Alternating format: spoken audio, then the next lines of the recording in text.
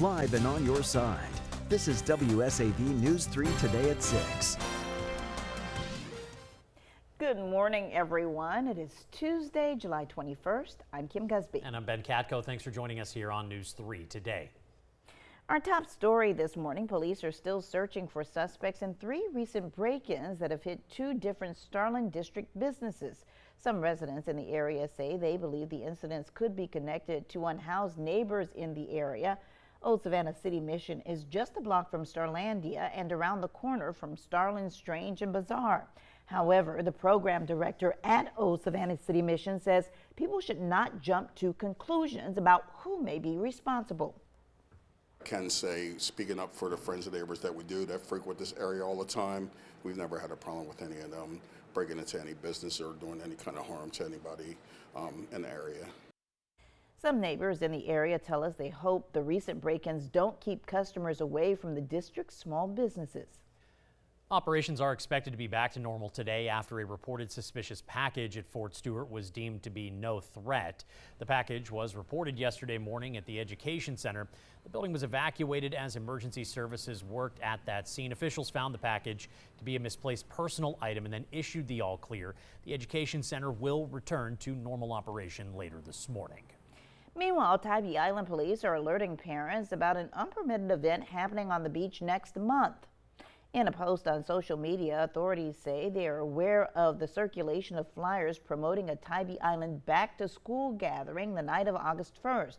Following similar events that have led to violence across the country, the island plans to increase police presence on the beach around that date.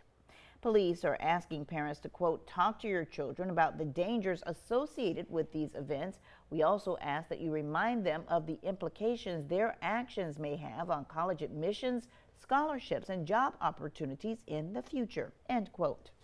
We're still working to learn what led to a deadly crash involving a bicycle in Beaufort County. The coroner's office has identified the victim as 31-year-old Christopher James of Wren's, Georgia. Officials say James died at the scene Friday morning after being hit in a crash involving a car and a bicycle on Trask Parkway. Officials tell us that crash is still under investigation. 3 minutes after 6 o'clock on this Tuesday morning, we are taking a live look from our Savannah cam out over Ellis Square in City Market. Storm Team 3 meteorologist Alyssa Carsley is in the Weather Center with our weather on the 3s. Alyssa, good morning.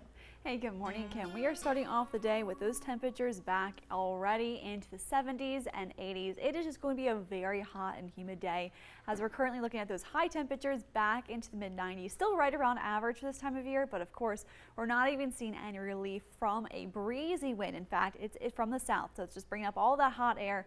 So it's a hot wind gusts will be around 25 miles per hour. But as we walk our way throughout our Tuesday, starting off in the 70s to low 80s, gradually by 10 o'clock back into the mid to upper 80s, watching for mainly a mixture of sunshine and clouds throughout the day.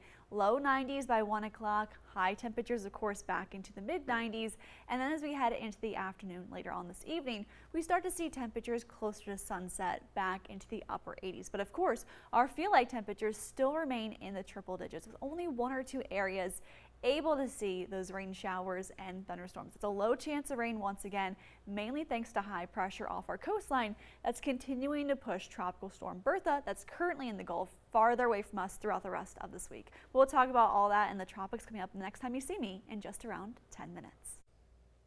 All right, Alyssa, thank you. Continuing coverage now. Bullitt County is still working to repair roads damaged by severe weather, including the impacts of Tropical Storm Debbie.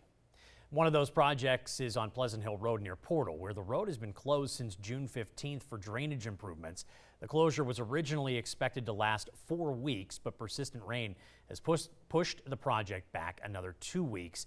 County engineer Ron Nelson says the delays are entirely weather related.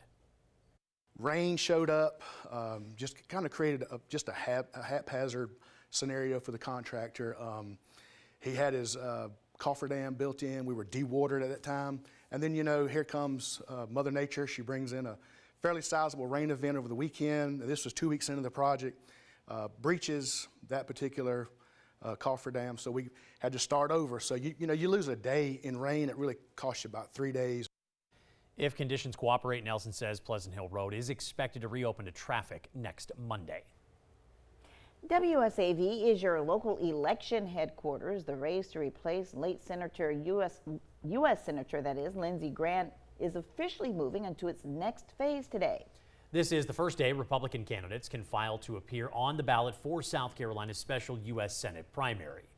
As the field continues to grow, voters will soon get a clearer picture of who's competing for one of the state's most powerful political positions. WSAV's Genevieve Lund is live this morning in the newsroom with more. Good morning, Genevieve.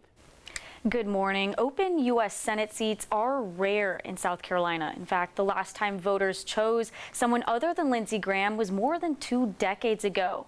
And now, with the filing period open, the speculation has become an official race, with many Republicans already throwing their hat into the ring, and it's expected to continue to grow up until the deadline later this week.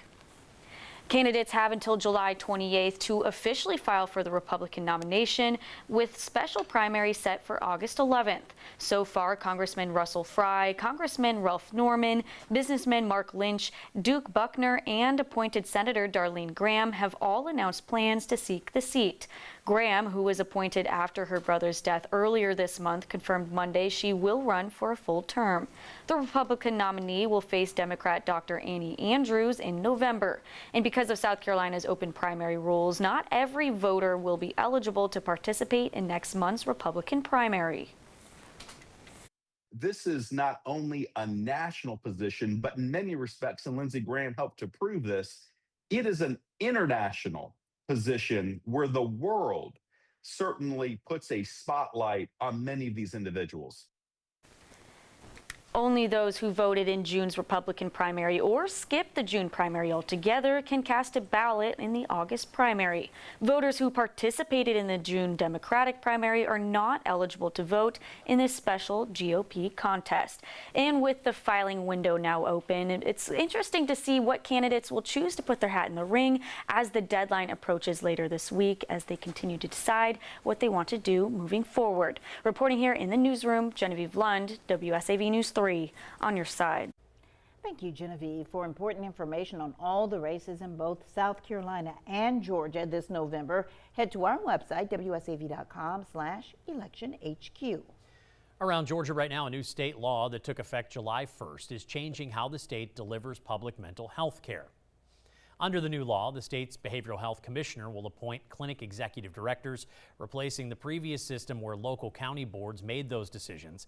State leaders say the change will create more consistent care, improve accountability, and help ensure patients receive the same quality of service regardless of where they live.